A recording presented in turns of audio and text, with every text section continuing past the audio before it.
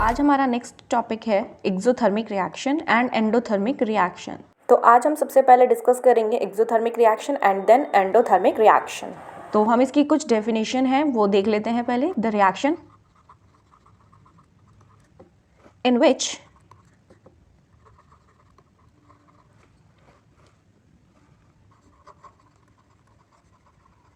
formation of products is accompanied by the evolution of heat। तो ये क्या बोलता है कि जब भी हमारा जो प्रोडक्ट बनेगा उसके अंदर हीट इवॉल्व होगी। इसका एक एग्जाम्पल है कि अगर मैं मीथेन को रिएक्ट कराती हूँ ऑक्सीजन के साथ, CH4 क्या है मेरी यहाँ पे, मीथेन। अगर मैं इस मीथेन को रिएक्ट कराती हूँ ऑक्सीजन की प्रेजेंस में तो क्या बनता है मेरे पास, कार्बन डाइऑक्साइड, वाटर, और इसके अंदर हीट जो होगी वो इवॉल्व होगी। इसके कुछ एग्जाम्पल्स भी हैं लाइक कंबशन। जब कंबशन रिएक्शन होती है उसके अंदर भी क्या होता है, हीट इवॉल्व होती है। नेक्स्ट रेस्पिरेशन, जो हम सांस लेते हैं तब भी हीट उसके अंदर इवॉल्व होती है। Next example neutralisation. न्यूट्रलाइजेशन मतलब कि जब हम एसिड और बेस को रिएक्ट कराते हैं तो हमारा सॉल्ट प्लस वाटर बन जाता है। और नेक्स्ट क्या आता है, कोरोजन। तो यानी कि जब कोरोजन होता है तब भी क्या होता है, हीट इवॉल्व होती है। इसके कुछ फिजिकल प्रोसेस हैं, जैसे कि फिजिकल प्रोसेसेस क्या हो सकते हैं इसके, कंडेंसेशन। तो अब कंडेंसेशन में भी क्या होता है, हीट इवॉल्व होती है क्योंकि जो वाटर वेपर्स होते हैं वो गैस से लिक्विड में कन्वर्ट होते हैं। Next freezing. तो फ्रीजिंग प्रोसेस के अंदर भी हीट इवॉल्व होती है क्योंकि वहाँ पे पानी जो होता है वो कन्वर्ट हो रहा होता है सॉलिड के अंदर। Next example anhydrous salt. एक होता है हमारे पास हाइड्रस सॉल्ट और एक होता है एनहाइड्रस। यहाँ पे एनहाइड्रस मतलब क्या होता है, ड्राई सॉल्ट जो होता है। अब इसकी एक रिएक्शन आती है रेस्पिरेशन के लिए। रेस्पिरेशन के लिए क्या रिएक्शन होती है इसकी, जो हमारा ग्लूकोज होता है C6H12O6 रिएक्ट करता है 6 मॉलिक्यूल्स ऑफ O2 के साथ, यानी कि जब हम सांस लेते हैं तो वो ग्लूकोज रिएक्ट करता है ऑक्सीजन के साथ। तो उस केस में क्या बनता है, 6 मॉलिक्यूल्स कार्बन डाइऑक्साइड के बनते हैं और 6 मॉलिक्यूल्स वाटर के बनते हैं। तो यानी कि यहाँ पे क्या होती है, हीट इवॉल्व हो रही है, तभी हम क्या कर रहे हैं, रेस्पायर कर पा रहे हैं। और वहीं अगर मैं कंबस्चन की बात करूँ तो नाउ सपोज मेरे पास है एक C2H6 जो कि एक हाइड्रोकार्बन है और जिसको हम इथेन बोलते हैं। अगर मैं इथेन को रिएक्ट करा रही हूँ in the presence of oxygen, यानी कि 5 मॉलिक्यूल्स ऑफ O2, तो क्या बनता है, 2 मॉलिक्यूल्स कार्बन डाइऑक्साइड के बनते हैं, प्लस में 3 मॉलिक्यूल्स किसके बनते हैं, मेरे वाटर के बनते हैं। तो ये हमारे क्या थे, इसके कुछ एग्जाम्पल्स थे, तो यानी कि जिसके अंदर हीट इवॉल्व होती है। अगर हम नेक्स्ट बात करें तो अब होगी एंडोथर्मिक रिएक्शन। एंडोथर्मिक यहाँ पे बात क्या बोलती है, एंडो मतलब क्या होता है यहाँ पे, एंटर करना, और थर्मिक मतलब क्या होता है, हीट। यानी कि हीट का एंटर करना, उनकी वजह से जो रिएक्शंस होती हैं उनको हम बोलते हैं एंडोथर्मिक रिएक्शंस। अगर हम इसकी डेफिनेशन की बात करें तो डेफिनेशन क्या बनेगी, the chemical reactions in which formation of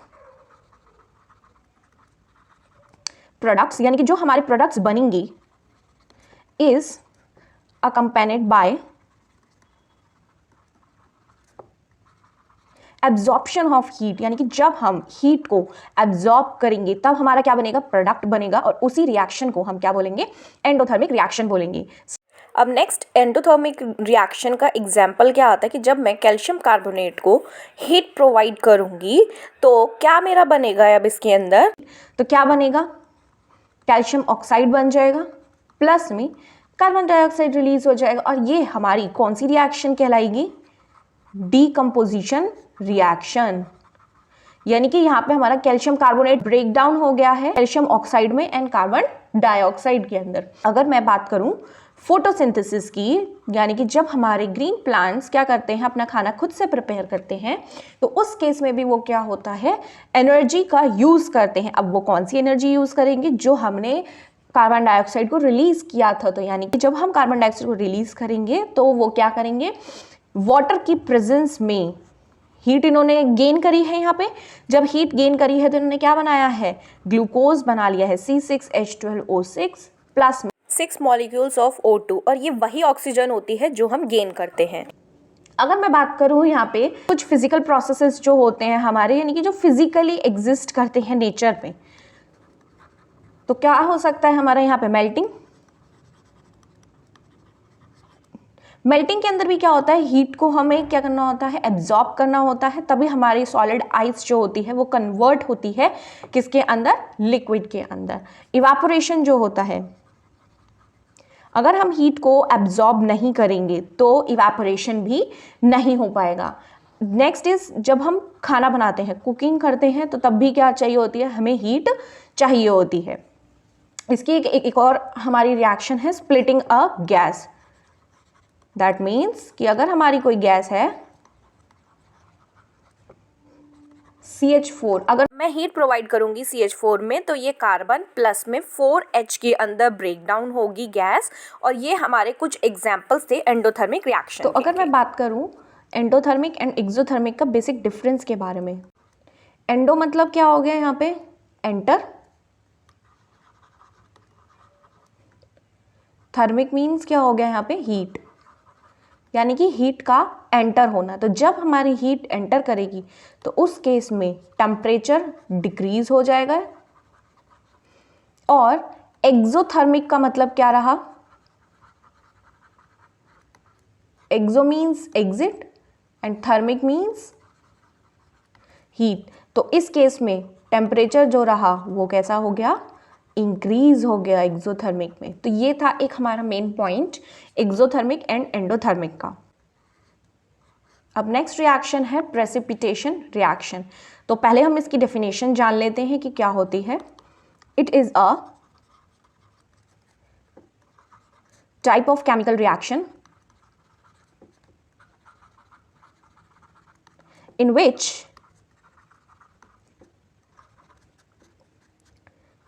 two soluble salts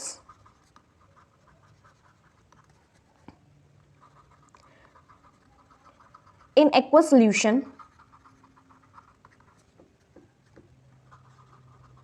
combine and one of the products is an insoluble salt called a precipitate। That means कि ऐसी केमिकल रिएक्शन जिसके अंदर हम दो सॉल्युबल सॉल्ट्स को क्या करेंगे, कंबाइन करवाएंगे एक्वस सोल्यूशन के अंदर, बट उसमें से जो एक हमारा सॉल्ट जो होगा यानी कि जो इनसॉल्युबल होगा वो क्या कहलाएगा, हमारा प्रेसिपिटेट कहलाएगा। एग्जाम्पल, अगर मैं सोडियम सल्फेट को Na2SO4 किसका फॉर्मूला है, सोडियम सल्फेट का, जब मैं उसको रिएक्ट करवाऊंगी बैरियम क्लोराइड के साथ तो क्या बन जाएगा इसके अंदर, यहाँ से बैरियम जो होगा वो किसके साथ कंबाइन कर जाएगा, इस सल्फेट के साथ। तो क्या बना देगा ये BaSO4 यानी कि बैरियम सल्फेट बना देगा और ये PPT की फॉर्म में बन जाएगा, जिसको मैं क्या बोलूँगी, प्रेसिपिटेट और ट्वाइस ऑफ NaCl। तो NaCl जो होगा वो अलग हो जाएगा। दैट मीन्स ये वही सॉल्ट होगा जो हम अपने घरों में यूज़ करते हैं, और ये बैरियम सल्फेट जो होगा वो डिज़ोल्व नहीं होगा वाटर के अंदर और ये PPT की फॉर्म में बन जाएगा, और ये बॉटम ऑफ द कंटेनर में क्या हो जाएगा, सेटल डाउन हो जाएगा। तो कैल्शियम हाइड्रोक्साइड जो होता है CaOH whole twice plus carbon dioxide, अगर ये दोनों रिएक्ट करेंगे तो क्या बनाएगा, ये calcium carbonate plus H2O release हो जाएगी। तो ये जो होगा मेरा कैल्शियम कार्बोनेट वो क्या होगा, PPT होगी। सिमिलरली अगर मैं एक और एग्जाम्पल देखूं तो जैसे कि copper sulphate CuSO4 plus hydrogen sulphide, ये किसका है हमारा H2S, हाइड्रोजन सल्फाइड का। जब ये दोनों रिएक्ट करेंगे तो क्या बना देगा, कॉपर सल्फाइड बना देगा, और ये पीपीटी होगी मेरी किस कलर की, ब्लैक कलर की पीपीटी बन जाएगी। पीपीटी दैट मीन्स प्रेसिपिटेट बन जाएगा। प्लस में सल्फ्यूरिक एसिड जो होगा अलग बन जाएगा, और ये कैसा होगा, सॉल्यूबल होगा किसके अंदर, H2O के अंदर। तो ये थी हमारी प्रेसिपिटेशन रिएक्शन।